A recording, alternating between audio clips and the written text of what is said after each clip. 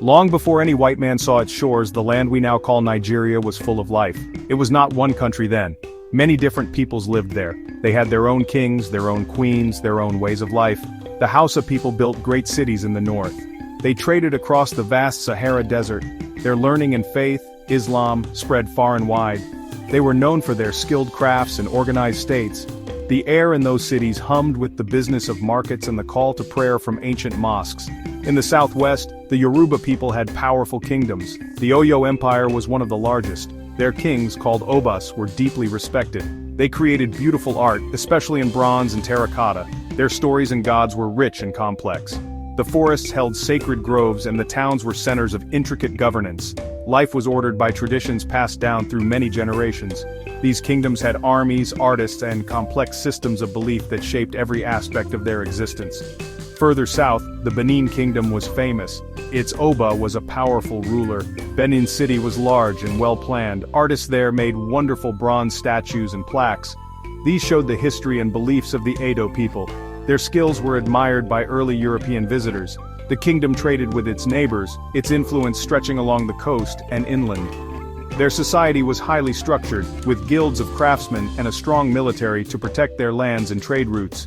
In the east, the Igbo people lived in many independent villages and towns. They did not have one single king. Instead, communities governed themselves through councils of elders and title holders. They were known for their farming and trading skills. They valued hard work and achievement highly. Each village had its own unique character, yet they shared a common language and many cultural practices. Their markets were vibrant, connecting different communities and fostering a strong sense of enterprise. Their world was one of interconnected communities, each proud and self-reliant. The first Europeans to reach the coast were the Portuguese. This was in the late 1400s. They came in tall ships looking for new trade routes. They wanted gold, spices, and ivory. The people of the coastal kingdoms met them. At first it was mostly about trade.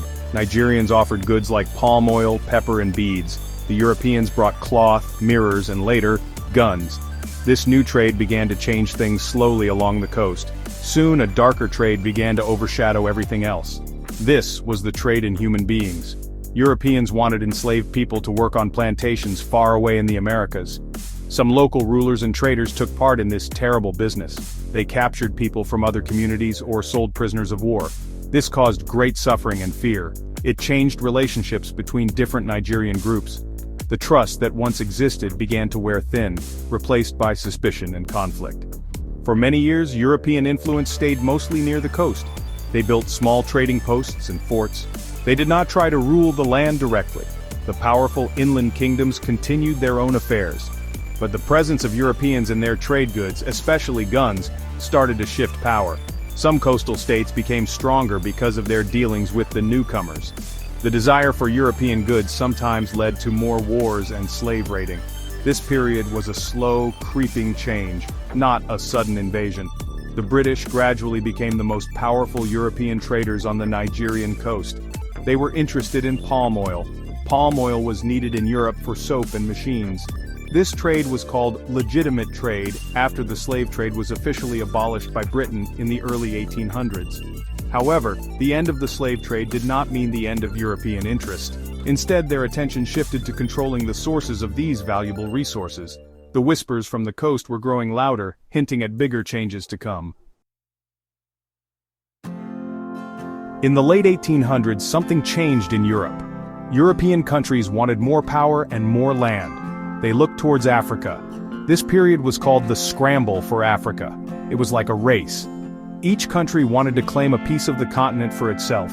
They did not ask the African people what they wanted. They saw Africa as a cake to be divided among themselves. This rush was driven by greed for resources and a desire for national prestige. In 1884 and 1885, European leaders met in Berlin, Germany. No Africans were invited to this important meeting. At the Berlin Conference, they made rules for dividing Africa. They drew lines on maps. These lines often cut across existing kingdoms and communities. They grouped together people who had never been one nation. The land that would become Nigeria was given to Britain. This decision, made thousands of miles away, would change everything for the people living there. Key figures pushed for British control in the Niger area. George Goldie was one such man. he formed the Royal Niger Company. This company made treaties with many local rulers along the Niger River. Sometimes these treaties were misunderstood by the local chiefs. They often did not realize they were giving away their land or their power. The company used its power to control trade and push out rivals. It acted almost like a government before the British government officially took over. The lines drawn by Europeans created artificial borders. These borders did not respect the old ways. They did not consider the languages or cultures of the people. This act of drawing lines was an act of power. It was the beginning of formal colonization. The fate of millions of people in the Niger Delta, the Yoruba kingdoms, the Hausa states and Igbo communities was being decided by strangers. The ground was being prepared for a new kind of rule, one imposed from outside. The British used different methods to take control of Nigeria. Treaties were one common tool. Representatives of the British Crown or companies would approach local kings and chiefs. They offered protection or trade benefits in exchange for signing papers. Many local leaders did not fully understand English. They did not understand the legal terms in the treaties. Some believed they were agreeing to friendship or trade alliances. They did not know they were signing away their sovereignty and their people's future.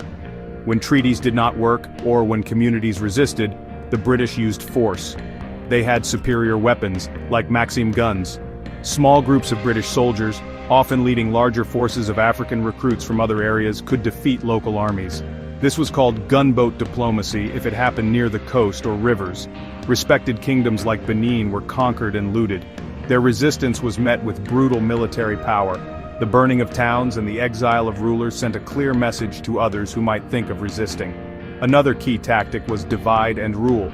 The British often exploited existing rivalries between different groups. They would support one group against another. This weakened overall resistance to their colonial ambitions. By making some local leaders dependent on British support, they could control larger areas indirectly. This strategy sowed seeds of distrust and disunity among Nigerian peoples. These divisions would have long-lasting consequences even after the British left. The colonizers were skilled at playing one power against another for their own gain. Lord Frederick Lugard was a very important figure in this process. He was a British soldier and administrator. He believed in using local traditional rulers to govern on behalf of the British. This system was called indirect rule. The British would tell the local chief or emir what to do. The chief would then pass on the orders to his people. This made it seem like their own leaders were still in charge. But the real power was always with the British officials. This system was cheaper for Britain and made control easier in some areas. Section 5.1 Nigeria, Many Worlds, the Birth of a Colony. Before 1914, the British ruled the area as two separate parts. There was the Protectorate of Southern Nigeria, and there was also the Protectorate of Northern Nigeria. These two regions were very different. The north was largely Muslim, with big emirates. The emirs had a lot of power. The south had many different cultures and religions. Some parts had Christian missionaries, while others followed traditional beliefs. The economies and social structures were also quite distinct. In 1914, Lord Lugard decided to join these two protectorates. He made them into one single colony called Nigeria.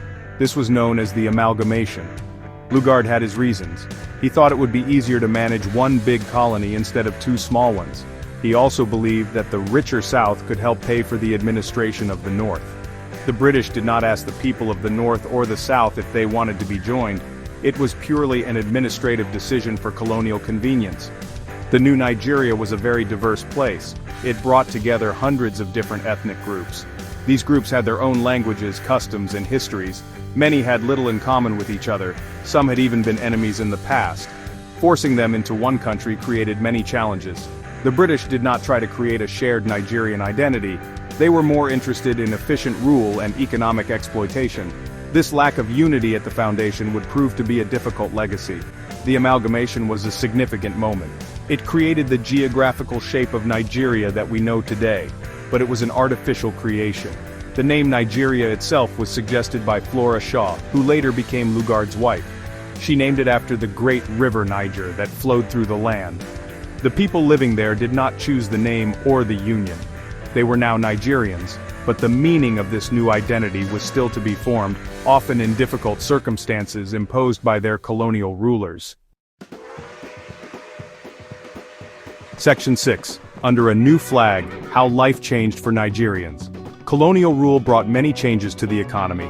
The British wanted raw materials for their industries back home. They encouraged the farming of cash crops. These were crops like cocoa, palm oil, groundnuts, and cotton. These crops were not mainly for eating, they were for selling to the British. Farmers were pushed to grow these instead of food crops for their families. This made Nigeria dependent on selling these goods to Britain. It also made some areas vulnerable if the prices for these crops fell.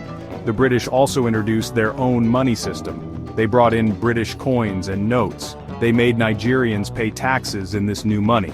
To get the money for taxes, people had to work for the colonial government or businesses, or they had to sell cash crops. This forced people into the new colonial economy. Traditional ways of trade using barter or local currencies like cowries were slowly pushed aside.